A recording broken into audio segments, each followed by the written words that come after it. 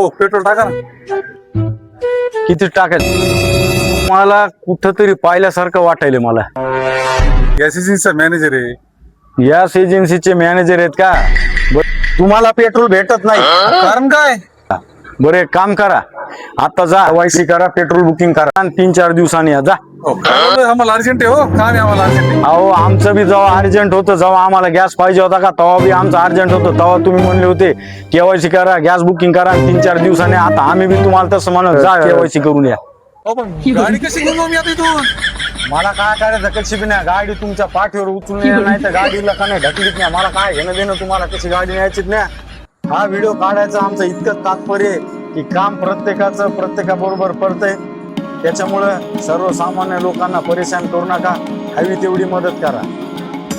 प्रत्येक क्षेत्रामध्ये अडचणी येतात, तांत्रिक अडचणी येतात. त्यामुळे एकमेकांना सहकार्य करा आणि सपोर्ट करा. मला एवढंच म्हणायचं आहे, कोणाचं मन दुखवू नका आणि सर्वांना सहकार्य करा.